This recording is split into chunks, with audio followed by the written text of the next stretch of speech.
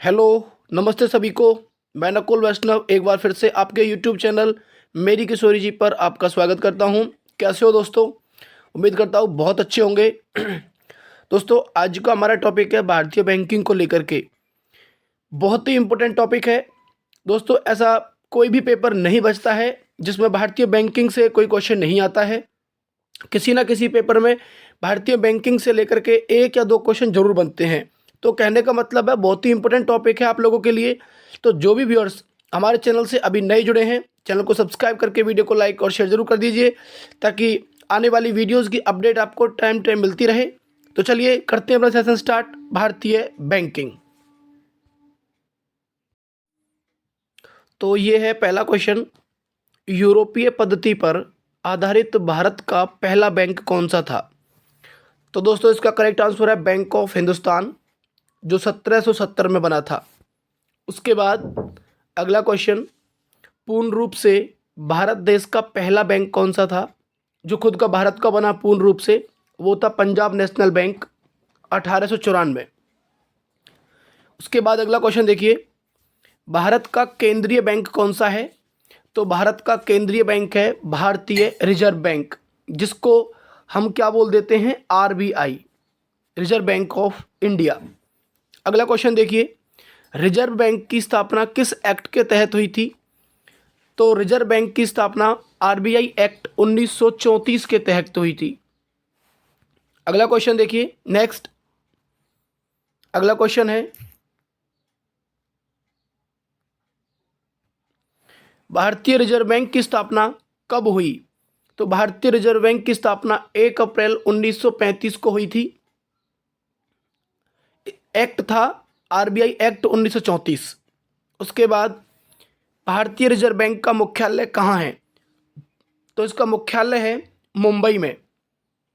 भारतीय reserve bank का राष्ट्रीयकरण कब हुआ था?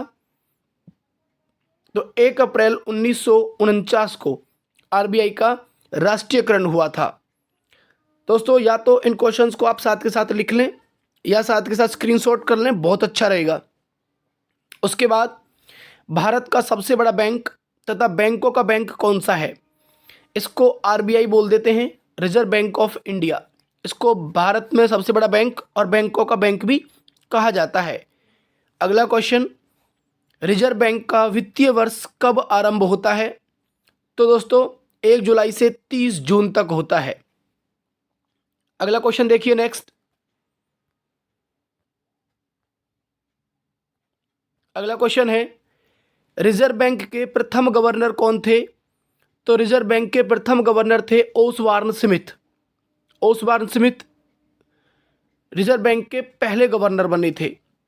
उसके बाद रिजर्व बैंक के प्रथम भारतीय गवर्नर कौन थे? तो इसका है सीडी देशमुख। दोस्तों, दोनों में फर्क ये है कि रिजर्व बैंक के पहले गवर्नर, इसका मतलब था कि वो इंडियन नहीं थे, विदेशी थे। और रिजर्व बैंक के प्रथम भारतीय, तो यहाँ पर है प्रथम भारतीय कि भारत के व्यक्ति कौन थे? तो वो थे सीडी देशमुख। अगला क्वेश्चन, आरबीआई की पहली महिला डिप्टी गवर्नर कौन थी? तो डिप्टी गवर्नर थी केजी उदेसी। केजी उदेसी पहली महिला डिप्टी गवर्नर थी। अगला क्वेश्चन देखिए, केंद्रीय बैंकिंग जांच समिति की स्थापना कब हुई? तो केंद्रीय बैंकिंग जांच समिति की स्थापना 1931 में हुई थी, 1931। उसके बाद इंपीरियल बैंक की स्थापना कैसे हुई थी? दोस्तों, इंपीरियल बैंक 1921 में तीन प्रेसिडेंसी बैंकों को मिला करके, तीन प्रेसिडेंस बैंक मिल करके एक इंपीरियल बैंक बना था, और ये था 1921 में। उसके बाद अगला क्वेश्चन देखिए, नेक्स्ट अगला क्वेश्चन है, इंपीरियल बैंक का नाम बदलकर क्या रखा गया? 1 जुलाई 1955 को भारतीय स्टेट बैंक। तो दोस्तों, इंपीरियल बैंक का नाम बदल करके एसबीआई कर दिया गया 1 जुलाई 1955 को। उसके बाद भारत का सबसे बड़ा व्यावसायिक बैंक कौन सा है? तो भारत का सबसे बड़ा व्यावसायिक बैंक है SBI, state bank of India. उसके बाद पहली बार कितने बैंकों का राष्ट्रीयकरण हुआ था? तो पहली बार 19 जुलाई 1969 को 14 बैंकों का। दोस्तों, बहुत ही इंपॉर्टेंट क्वेश्चन है, बहुत ज़्यादा इंपॉर्टेंट क्वेश्चन है और पेपर में रिपीट भी होता है ये कई बार। उसके बाद दूसरी बार बैंकों का राष्ट्रीयकरण कब हुआ? तो 15 अप्रैल 1980 को 6 बैंकों का, ये आपको ध्यान रखना है कि पहली बार 14 बैंक थे वो 19 जुलाई 1969 को, दूसरी बार 6 बैंक जो 15 अप्रैल 1980 को। उसके बाद भारत में बैंकों के राष्ट्रीयकरण की संस्तुति किसने की? तो ये हजारी समिति ने, एक हजारी समिति थी, उसने भारत में बैंकों के राष्ट्रीयकरण की संस्तुति की थी। उसके बाद अगला क्वेश्चन देखिए नेक्स्ट।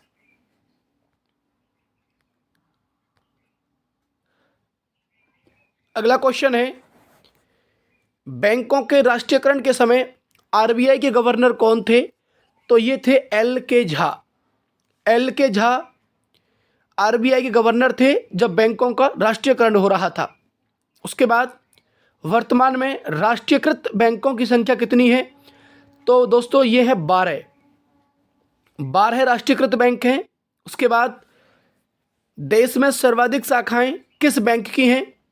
तो एसबीआई की, स्टेट बैंक ऑफ इंडिया की देश में सर्वाधिक शाखाएं हैं। उसके बाद भारतीय बैंकों की सर्वाधिक शाखाएं किस देश में हैं? तो भारतीय बैंकों की सर्वाधिक शाखाएं ब्रिटेन में हैं। ब्रिटेन के अंदर एसबीआई की सबसे ज़्यादा शाखाएं हैं भारतीय बैंकों में। उसके बाद विदेशों में सर्वाधिक शाखाएं किस बैंक की हैं? तो SBI, state bank of India, SBI की सर्वाधिक शाखाएं विदेशों के अंदर है। अगला क्वेश्चन देखिए नेक्स्ट। अगला क्वेश्चन है, बैंकों में ग्राहक सेवा सुधार से संबंधित समिति कौन सी है? तो ये है गाइपोरिया समिति। गाइपोरिया समिति बैंकों में ग्राहक सेवा सुधार से संबंधित समिति है। तो ये था दोस्तों आज का इम्पोर्टेंट टॉपिक भारतीय बैंकिंग। इससे रिलेटेड क्वेश्चन जो मैंने आपको लिखवाए हैं ये स्टैटिक का पार्ट है, तो यहाँ से क्वेश्चन जरूर बनते हैं। तो दोस्तों चैनल को सब्सक्राइब करके वीडियो को लाइक और शेयर जरूर कर दीजिएगा। कैसा लगा सेशन कमेंट करके बताइएगा। बाकी मिलते हैं अगले टॉपिक में। धन्यवाद।